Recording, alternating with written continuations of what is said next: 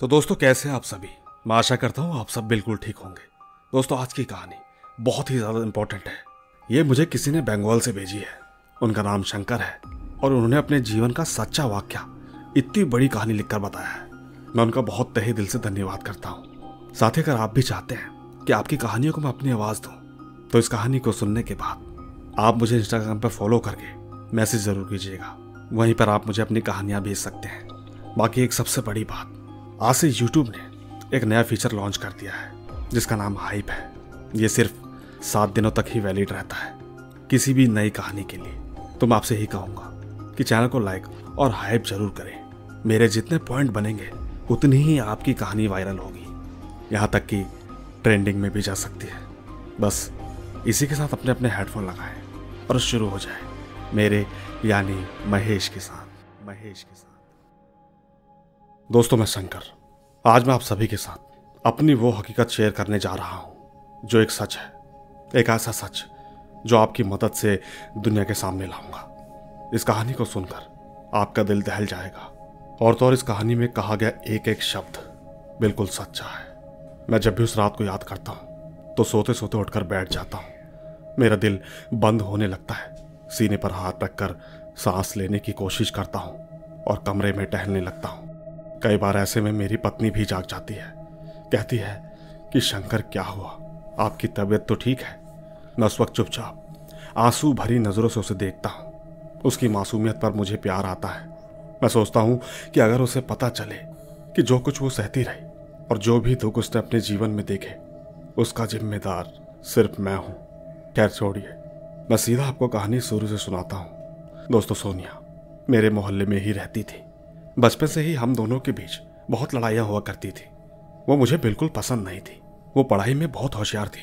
हर वक्त मेरे माँ बाप उसकी तारीफें करते, जिसे सुनकर मुझे बहुत गुस्सा आता था। आखिर ऐसा क्या था उस लड़की में जो कि सब उसे ही पसंद करते थे। मैं बचपन से ही उससे जलता था, हद से ज़्यादा उसके बारे में सोचता था। हालांकि मैं खुद पढ़ाई पर ध्यान नहीं देता था। मैं हर वक्त अपने दोस्तों के साथ घूमता रहता। सोनिया बहुत शरारती थी। वो मुझे तंग करने का कोई मौका हाथ से नहीं जाने देती। ऐसा करते करते धीरे धीरे हम कॉलेज में आ गए। हमारा बचपन खत्म हो चुका था और हम अपनी अपनी जिंदगी संजीदगी से जीना शुरू कर चुके थे। उस वक्त हमारे मोहल्ले में एक नई लड़की नेहा आई। वो देखने में बहुत खूबसूरत थी। उसे देखते ही मेरा दिल उस पर आ गया। मैं अक्सर उसके घर के चक्कर लगाने लगा, मुलाकात के बहाने ढूंढने लगा। तो अब जाकर मुझे पता चला कि मैं ही नहीं, कि मोहल्ले के और भी लड़के उसके पीछे दीवाने हैं। और ठीक जब सोनीता ने मुझे बार बार उसके रास्ते में खड़ा देखा तो उसने मेरे माँ बाप को बता दिया। माता पिता ने मुझे समझाया, मगर मैं एक कान से सुनकर दूसरे कान से निकाल देता। आखिरकार नेहा के दिल में भी मेरे लिए नरम जज्बात आने लगे। धीरे धीरे हम फोन पर बातें करने लगे। और फिर एक दिन जब नेहा के माँ बाप शहर से बाहर गए तो मैं उसके घर पर गया। उस वक्त घर पर सिर्फ हम दोनों ही थे, लेकिन पता नहीं कैसे ये बात सोनीता को मालूम हो गई। उसने फौरन मेरे माता पिता को बता दिया। जब हम ठीक एक दूसरे से बातें कर रहे थे तो अचानक मेरे माता पिता वहां पर आ गए। उन्होंने मुझे वहां पाकर बहुत मारा, बहुत ज्यादा गुस्सा किया। मैं एकदम नेहा के सामने शर्मिंदा हो गया। सोच रहा था कि आखिर ये सब किसने बताया होगा। दूसरी तरफ ठीक हमारे घर में एक नौकरानी काम करती थी, गोपी। मैंने उसे कुछ पैसे दिए और कहा कि पता करो कि मेरे और नेहा के बारे में आखिरकार किसने बताया। अगले ही दिन उसने आकर बताया कि ये सब सोनीता ने बताया है। उस वक्त मेरा गुस्से से बुरा हाल हो गया। मैं ठान चुका था कि इस लड़की से बदला जरूर लूंगा। मैं ठीक उसे उसके अंजाम तक पहुंचाऊंगा। अब मुझे सोनीता से बेहद नफरत होने लगी। मेरा दिल करता था कि उसे जान से मार दूं। मैं दिन रात ये तरीके सोचने लगा। तभी एक दिन मेरा दोस्त रवि आया। कहने लगा कि चलो, कि मेरे साथ एक जगह जाना है। मैं ठीक उसके साथ चल पड़ा। वो हमें एक अजीब सी जगह पर लेकर गया जहां पर कच्चे मकान थे और ज्यादातर लोग गरीब रहते थे। मैंने रवि से पूछा, तुम यहाँ क्यों आए हो? वो मुझसे कहने लगा कि चलो तो सही, सब पता चल जाएगा। वो ठीक मुझे एक घर में ले गया। वहां एक अजीब आदमी था जिसने लाल रंग के कपड़े पहने थे, बाल बिखरे हुए, आंखें एकदम लाल। उसे देखकर मैं घबरा गया। मेरा दोस्त रवि उससे बातें करने लगा। कहने लगा कि मैं एक लड़की से बहुत प्यार करता हूँ, चाहता हूँ कि सिर्फ मेरी हो, किसी की तरफ ना देखे। उस आदमी ने कहा, ठीक है, मैं ऐसा कर सकता हूँ, और अगर किसी से बदला लेना है तो वो भी मुमकिन है। दोस्तों, ये बात सुनते ही मेरे जहन में सोनीता का चेहरा आ गया। मैं फौरन उसके पास गया। मैंने कहा, मुझे एक लड़की से बदला लेना है। मैं चाहता हूं कि वो तड़पे और मुझे सुकून मिले। उस वक्त मेरे दिल में नेहा का ख्याल आ रहा था, जिसे मैं खो चुका था सिर्फ सोनीता की वजह से। उस आदमी ने कहा, काम तो हो जाएगा मगर पैसे देने होंगे। मेरे पास पैसे थे, माता पिता मुझे पॉकेट मनी देते थे। उसने कहा, लड़की की तस्वीर या उसके इस्तेमाल की कोई भी चीज लेकर आओ। मैंने ठीक गोपी की मदद ली। उसने मुझे सोनीता का दुपट्टा ला कर दिया। मैंने वो दुपट्टा उस आदमी को दे दिया। उस आदमी ने कहा, चिंता मत करो, अब तुम्हारा काम आसान हो जाएगा। मगर मेरी एक बात सुनो, अगर तुम दोबारा मेरे पास आओगे तो मैं तुम्हारा काम नहीं करूंगा। उसकी बात पर मैं चौंक गया। इसका क्या मतलब? उसने कहा, मेरा यह जादू बस एक बार काम करता है। अगर मैं किसी को तकलीफ दे सकता हूं तो दोबारा फिर उसे हटा नहीं सकता। याद रखना, मैं उस लड़की पर एक आत्मा छोड़ने वाला हूं। वो आत्मा उस लड़की को तकलीफ देगा, उसे इतना सताएगा कि वो लड़की खुदकुशी करने पर मजबूर हो जाएगी। ना तो वो उस लड़की की शादी होने देगा और ना ही वो लड़की सुख की सांस ले पाएगी। अब तुम बताओ, क्या तुम ये काम करना चाहते हो? एक पल के लिए मेरा दिल धड़क गया। मैं सोचने लगा कि क्या मुझे ये काम करना चाहिए? क्या मुझे ऐसे किसी आत्मा के चक्कर में पड़ना चाहिए? अगर इस आदमी की बात सच निकली तो उसकी तो पूरी जिंदगी खराब हो जाएगी। मैंने ठीक उस आदमी से कहा, आप ऐसा कीजिए, उसे तकलीफ में देखना है मुझे। उसके लिए तुम जो चाहे करो, उस पर भूत छोड़ो या कुछ और, लेकिन मेरा काम हो जाना चाहिए। इतना कहकर मैं और रवि वहां से चले गए। उस रात मैं बहुत शांत सा अपने बिस्तर पर सोया हुआ था। ठीक आधी रात का समय था जब पूरे मोहल्ले में दर्दनाक चीख पुकार मच गई। आवाज में इतनी तड़प थी, इतना दर्द कि एक पल के लिए तो मैं भी चौंक गया। मैं जल्दी से कमरे से बाहर निकला। मेरे माता पिता भी बाहर आ चुके थे। हम तीनों एक दूसरे की तरफ देख रहे थे कि क्या हुआ, यह आवाज कैसी है। माँ मुझसे कहने लगी, मुझे लगता है कि यह आवाजें सोनीता के घर से आ रही है। माँ ने चौकीदार से कहा कि एक बार पता करो बाहर क्या हुआ है। थोड़ी ही देर में चौकीदार भागता हुआ आया। कहने लगा, सोनीता बीवी की तबीयत बहुत ज्यादा खराब है, उन्हें अस्पताल लेकर गए हैं। पता नहीं क्या हुआ। अचानक उन्होंने सोते सोते चिल्लाना शुरू कर दिया था। दोस्तों, ये बात सुनने के बाद मैं एकदम खुश हो गया। मन ही मन में बहुत मुस्कुरा रहा था, लेकिन मेरी शक्ल पर 12 बजे हुए थे। मैं चाहता था कि इस बार मेरे बारे में किसी को ना पता चले। मैं समझ चुका था, शायद उस जादूगर ने अपना काम करना शुरू कर दिया। सच कहता हूं, हर रात यही तमाशा होने लगा था। आधी रात होते ही सोनीता जोर जोर से चिल्लाने लगती। सब घर वाले उसे अस्पताल ले जाते। मोहल्ले वाले भी हैरान परेशान कि सोनीता को आखिर क्या हो गया। अचानक से उसकी तबीयत इतनी ज्यादा क्यों बिगड़ने लगी। एक मैं था जो इस राज को जानता था। ये राज मैं किसी और को बताकर अपने आप को उसकी नजरों में गिराना नहीं चाहता था। बस एक बात थी, मैं जब जब उसकी आवाज सुनता तो एक पल को मैं ये भी सोचता था कि जाकर उस तांत्रिक से कह दूं कि इस काम को रोक दे। लेकिन फिर मुझे याद आता कि उसने कहा था कि मेरा जादू सिर्फ एक ही बार काम करता है। क्या करता, ये सोचकर मैं खुद को शांत कर लेता। मन में एक ही बात आती थी कि जो काम उसने किए हैं उसकी वजह की हकदार वही है। उसे किसने हक दिया कि मेरा और नेहा के बीच में है। साथ ही उस दिन के बाद से मैंने उसका चेहरा नहीं देखा, मगर मैंने अपनी माँ को उसके लिए बहुत परेशान पाया। मुझे आज भी याद है, माँ पिताजी से कह रही थी कि वो लड़की बहुत कमजोर हो चुकी है, हड्डियों का ढांचा बन चुकी है। न जाने उसे कौन सी बीमारी हो गई। अब तो वो खुद को तकलीफ देती है, अपने ही शरीर को काटती है। पता नहीं, न जाने ऐसा क्या हो गया। दोस्तों, ये सुनकर एक पल को तो मैं खुश हुआ, मगर हमेशा की तरह मैंने इस बात को एक कान से सुनकर दूसरे कान से निकाल दिया। अब एग्जाम भी नजदीक आ चुके थे। मेरे मन में खुशी की कोई हद नहीं थी। हर साल मैं यही सुनता था कि वो बहुत लायक है, बहुत अच्छी है, अच्छे नंबरों से पास होती है। मगर इस बार मुझे ये सुनाने वाला कोई नहीं था। सोनीता का बाहर निकलना, कॉलेज जाना, घूमना फिरना सब कुछ खत्म हो चुका था। ऐसे ही एक दिन जब रात को उसी तरह चिल्लाने की आवाज आने लगी तो माँ कहने लगी कि चलो हम दोनों सोनीता के घर चलते हैं। मैंने माँ को रोका, आप वहां जाकर क्या करेंगे? वो लोग इस बात पर भी बुरा मान सकते हैं कि हम आधी रात को उनके घर पर क्यों आए हैं। मगर माँ मुझे जबरदस्ती अपने साथ ले गई। दोस्तों, लेकिन अब जो मैं कहने जा रहा हूँ ये एकदम सत्य बात है। कहते हैं कि जब तक हम किसी को ना देखें तो हमारे दुश्मन का दुख हमें भाता है। मगर जब मैंने पहली बार सोनीता को देखा तो एक पल के लिए मेरी सांसें रुक गई। वो सोनीता नहीं लग रही थी जिसे मैं जानता था। ये कोई और थी, बिल्कुल पीले रंग की हड्डियों का ढांचा, जिसके बाल रूखे और बिखरे हुए थे। जिसे किसी बात का होश नहीं था। आंखें अंदर को धंस चुकी थी, बहुत बदल चुकी थी। वो तड़प तड़प कर रो रही थी, कह रही थी कि पिताजी वो मुझे मार रहा है, मुझे तकलीफ दे रहा है, मुझे उससे बचा लीजिए। ये तकलीफ मैं बर्दाश्त नहीं कर सकती, मुझसे सहन नहीं होता। सोनीता के माता पिता अपनी बेटी की हालत देखकर रो रहे थे। सच कहता हूँ, ये सब देखकर मेरा दिल कांप गया। मैंने देखा कि सोनीता खुद को बचाने की कोशिश कर रही थी, जैसे कोई उसे मार रहा हो। मैंने शर्म के मारे अपना चेहरा दूसरी ओर कर लिया। उसकी एक एक चीख मेरे दिल को चीर रही थी। मुझसे सब देखा नहीं गया। मैं अपने घर वापस आ गया। उसे देखकर मेरी तबीयत अजीब सी हो गई, जैसे दिल धड़कना भूल गया था। मैंने आईने में खुद को देखा तो खुद से नजर नहीं मिला सका। मैं लगातार यही सोचता रहा कि ये मैंने क्या कर दिया। एक मासूम सी लड़की के साथ इतना बड़ा अन्याय। जाने अनजाने मैंने ऐसा पाप किया है जिसके लिए शायद मुझे भगवान भी माफ नहीं करेगा। मैंने फैसला कर लिया कि सुबह होते ही मैं उस जादूगर के पास जाऊंगा, उससे कहूंगा कि अपना जादू वापस कर ले। मगर जब मैं उसके घर पर पहुंचा तो वहां ताला लगा हुआ था। मैंने आसपास के लोगों से पूछा तो वो कहने लगे, ऐसे लोगों का कोई ठिकाना नहीं होता। वो कभी एक जगह रहते हैं तो कभी दूसरी जगह। अभी कुछ समय पहले ही यहाँ आया था, अब पता नहीं कहाँ चला गया। मैंने रवि से ये बात शेयर की। रवि ने भी मना कर दिया, कहने लगा कि मेरा काम तो हो गया, अब तो अपना देख ले। मैं पागलों की तरह उस आदमी को तलाश करने लगा, कभी किसी जगह तो कभी किसी जगह। जहाँ कहीं भी पता चलता कि इस तरह का कोई आदमी है तो मैं तुरंत वहां पहुंच जाता। मगर देखकर दिल वहीं उदास हो जाता, क्योंकि हर बार शख्स कोई और ही होता था। वो इंसान मुझे नहीं मिल पाया।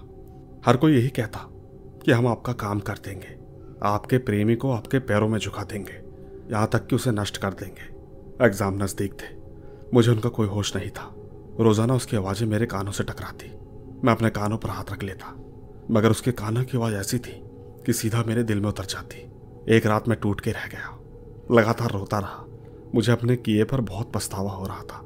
सोच रहा था कि ऊपर वाला मुझे माफ करेगा या नहीं। इसके ठीक अगले दिन मैं एक बार फिर से उम्मीद लेकर उस जादूगर को ढूंढने निकल पड़ा। फिर वही बात, मुझे वो नहीं मिला। मगर मुझे एक साधु बाबा मिले जो उस वक्त एक वीरान जगह पर मौजूद थे। मुझे एक आदमी ने बताया था कि इस जंगल में एक जादूगर रहता है जो लोगों का काम मिनटों में कर देता है। मैंने सोचा एक बार देख लेता हूँ, अगर ये वही जादूगर है तो मैं उसके पैर पकड़ लूंगा। उससे कहूंगा तुझे जितना पैसा चाहिए मैं दूंगा, बस उस आत्मा को वापस ले लो। खैर वो जादूगर तो मुझे वहां नहीं मिला, वो तो एक साधु बाबा थे। मुझे देखते ही वो गुस्से में आ गए, कहने लगे, तू पापी है, तूने बहुत बड़ा अन्याय किया है, तुम्हारा दिल नहीं कांपा। मैं हैरानी से उन्हें देखता रह गया। उन्हें इन सब के बारे में कैसे पता चला? वो आदमी जो बिना कहे मेरी बात जान सकता है, वो मेरी मदद भी कर सकता है। मैंने उनके सामने दोनों हाथ जोड़ लिए, कहने लगा कि बाबा मैं खुद के किए पे पछता रहा हूँ, मुझे कुछ समझ नहीं आ रहा, क्या करूँ, कहाँ जाऊँ, किससे मदद मांगू। मैं ठीक उस जादूगर को कब से ढूंढ रहा हूँ, मगर वो मुझे कहीं मिलता ही नहीं। आप प्लीज मेरा मार्गदर्शन करें। बाबा मेरे हाव भाव देखकर समझ गए कि मैं पछता रहा हूँ। वो मुझसे कहने लगे कि मुझे उस लड़की के पास लेकर चलो, तभी मैं तुम्हें बताऊंगा कि अब क्या किया जा सकता है। मैंने बाबा के सामने हाथ जोड़े। मैंने कहा, बाबा ये राज अब राज ही रखेगा, किसी को मत बताना कि अन्याय करने वाला कोई और नहीं बल्कि मैं हूँ। पिछले कितने महीनों से उसके घर वालों ने कई जगह दिखाया, लेकिन कोई भी साधु तांत्रिक उन्हें यही कहता इसका इलाज तो हो सकता है, मगर आज तक कोई भी उसको ठीक नहीं कर पाया। घर वाले भी नाराज हो चुके हैं, समझ चुके हैं, उन्हें किसी भी साधु या तांत्रिक पर विश्वास नहीं है।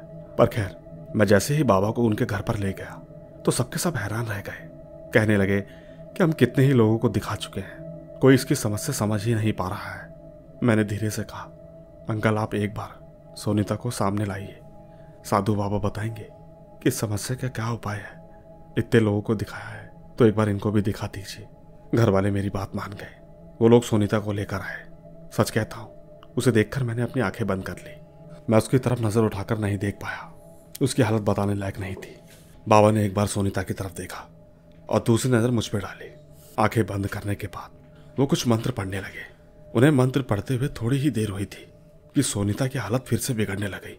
वो बुरी तरह चिल्लाने लगी। उस वक्त उसके मुंह से एक भारी सी आवाज निकल रही थी, कह रही थी, कौन हो तुम? चले जाओ यहां से, तुम मेरा कुछ नहीं बिगाड़ सकते। कोई भी मुझे इस लड़की से दूर नहीं कर सकता। अब मैं इसे अपने साथ लेकर ही जाऊंगा। बाबा कहने लगे, तू तो सिर्फ एक साया है और ये इंसान है, तेरा और इसका कोई मेल नहीं। छोड़ दे इसको और चुपचाप अपनी दुनिया में वापस चला जा। अगर नहीं जाता तो मैं तुझे जिंदा जला दूंगा। बाबा की बात सुनने के बाद वो साया जोरों से हंसने लगा, कहने लगा कि तेरे जैसे यहाँ बहुत आए हैं, कोई भी मेरा कुछ नहीं बिगाड़ सका।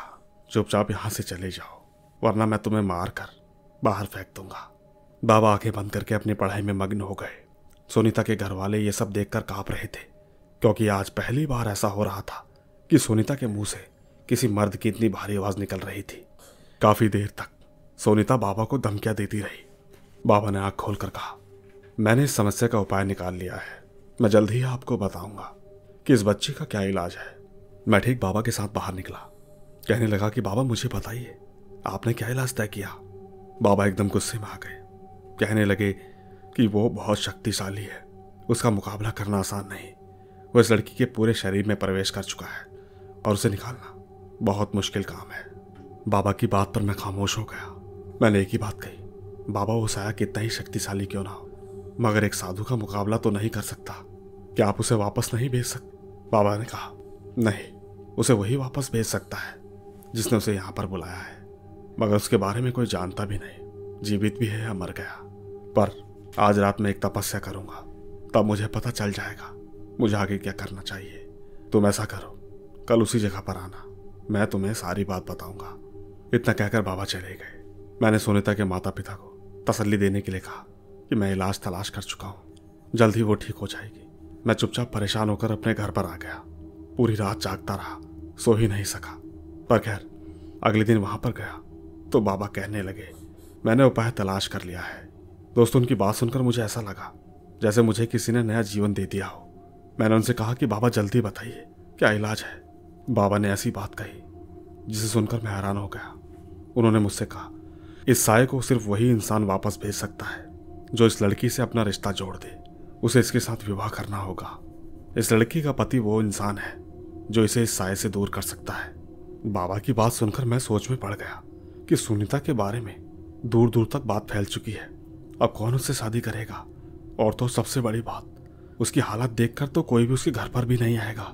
मैंने बाबा से सवाल किया, बाबा उसके साथ शादी करने के लिए कौन तैयार होगा? बाबा ने एकदम गुस्से में देखा, कहने लगे, तुम इस लड़की का जीवन बर्बाद कर सकते हो, तो क्या तुम उससे शादी नहीं कर सकते? क्या तुम उसके साथ शादी करोगे? उस साये को हटाने के लिए मैं तुम्हें मंत्र दूंगा, क्या तुम उस मंत्र को पढ़ोगे, साधना करोगे? बस एक यही रास्ता है, उस साये को वश में करके फिर तुम उसे उसकी दुनिया में भेज सकते हो, और तो और तुम उसे मार भी सकते हो। अगर तुम चाहते हो कि तुम्हारा पाप खत्म हो जाए तो तुम्हें यह बलिदान देना ही होगा। दोस्तों बाबा की बात सुनने के बाद मैंने कहा, ठीक है, मैं उसके साथ शादी करने के लिए तैयार हूँ। आप मुझे बताइए मुझे क्या करना होगा। बाबा ने पहले एक ही बात कही, सबसे पहले अपने घर वालों को मनाकर उसके साथ शादी करो। जब शादी हो जाए तब मेरे पास आना। उसके बाद का कार्य इस कार्य के बाद ही शुरू होगा। मैं घर चला आया। मैंने जैसे ही शादी की बात की तो दोनों हैरान हो गए, कहने लगे, कैसी बात कर रहे हो? मानते हैं कि हमें उसके साथ हमदर्दी है, उस पर तरस है, पर इसका मतलब ये तो नहीं कि अपना जीवन बर्बाद कर दिया जाए। उस पर एक साया है, ऐसी लड़की को कौन बहू बना सकता है? दोस्तों माता पिता की बात सुनने के बाद मैंने खाना पीना छोड़ दिया, माता पिता से बात करना तक छोड़ दिया। बस एक ही जिद थी कि शादी करूंगा तो उसी के साथ, वरना मैं आत्महत्या कर लूंगा।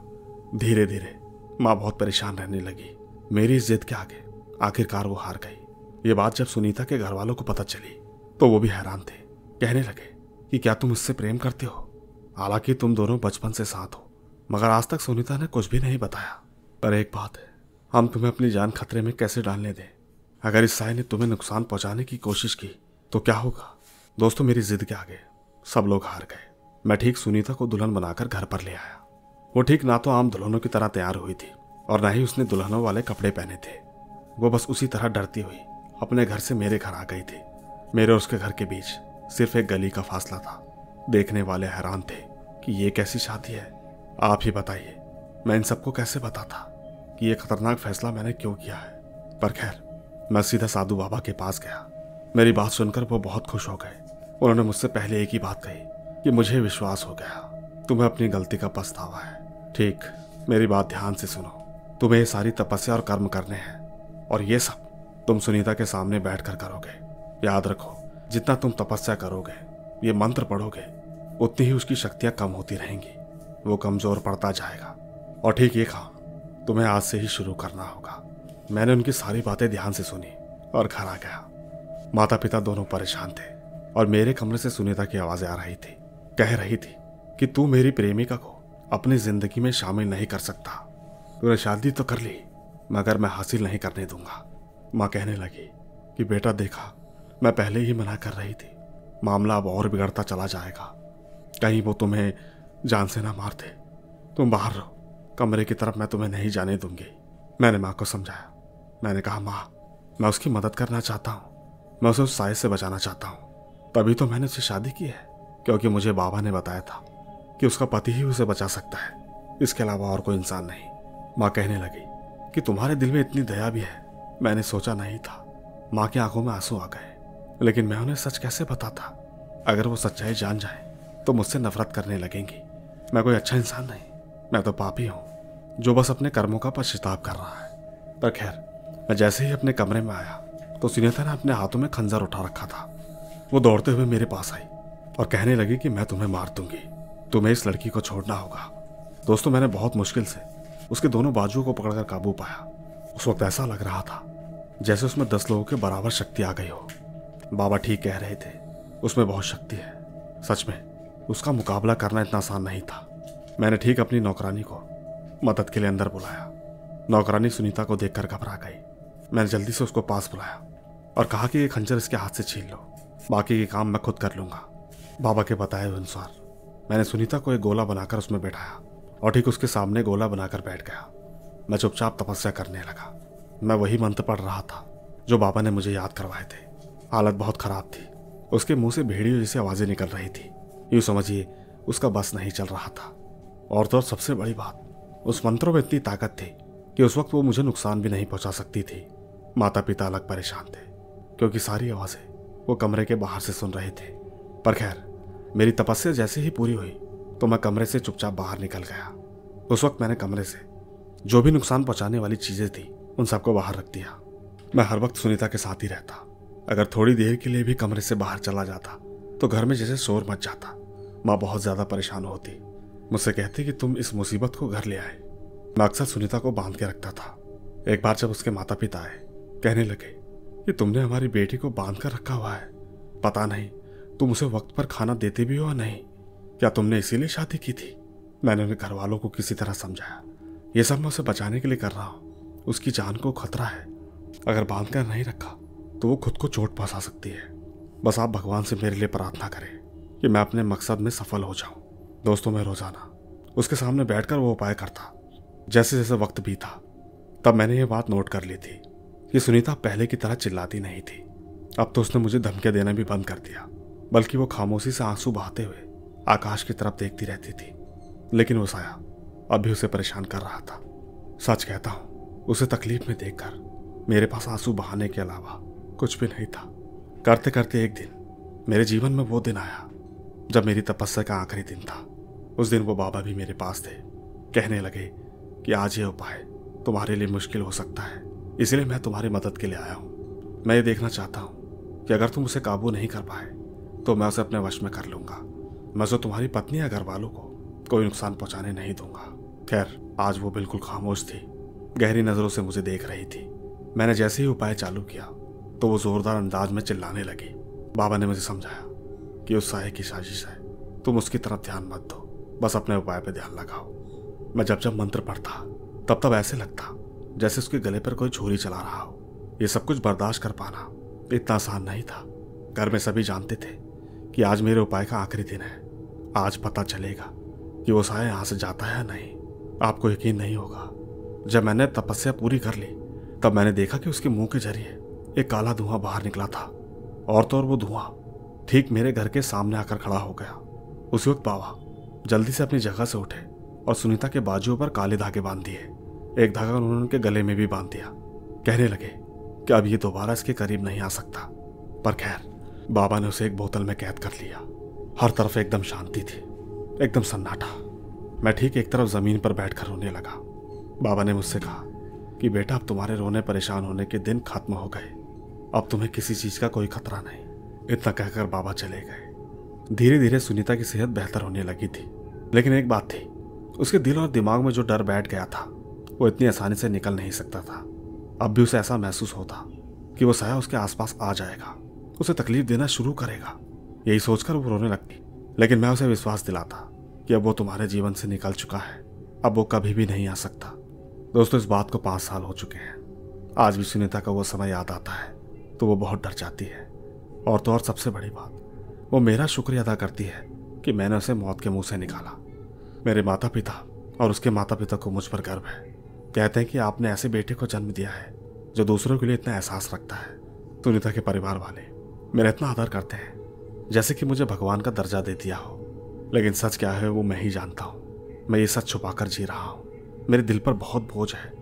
मेरे मन में बार बार ये ख्याल आता है कि मैं सब लोगों को सच बताकर उनसे माफ़ी मांग लूँ, ताकि कहीं ना कहीं मेरी आत्मा को भी शांति मिल सके। पर खैर, मैंने सुनीता का बहुत ख्याल रखा। भगवान ने मुझे 2 बेटे भी दिए हैं। मैं धीरे धीरे पुरानी यादें भुला देना चाहता हूँ, क्योंकि जब भी मैं याद करता हूँ तो बहुत उदास हो जाता हूँ। दोस्तों, इस कहानी के जरिए मैं उन सभी सुनने वालों को ये बात बताना चाहता हूँ कि कभी भी आप अपनी नफरत में, अपनी जलन में उस हद तक मत चले जाइएगा कि जब सच्चाई का सामना होगा कहीं आप अपने आप से नजर ही ना मिला पाए। सौभाग्य की एक बात ये जरूर सोचिएगा कि आप इंसान हैं, भगवान नहीं। दोस्तों, ये थी शंकर की कहानी। इस कहानी को उन्होंने मुझे बंगाल से भेजा है। उनका ये कहना है कि यहाँ पर इस तरह की एक्टिविटियाँ बहुत ज़्यादा होती हैं, मगर सच्चाई से रूबरू करवाना हर किसी के बस की बात नहीं है। साथ ही मैं शंकर का शुक्रिया अदा भी करना चाहता हूँ कि उन्होंने इतनी बड़ी कहानी मुझे एक PDF बनाकर भेजी। इस कहानी की बात, सबसे बड़ी बात तो इंसान की होती है। एक ऐसा इंसान जो जितना भी गिर जाए, जिसका जहन साफ होता है, वो वापस अपनी दुनिया में लौट आता है। बाकी आप लोगों को अगर ये कहानी अच्छी लगी हो तो चैनल को कमेंट ज़रूर कीजिएगा। धन्यवाद।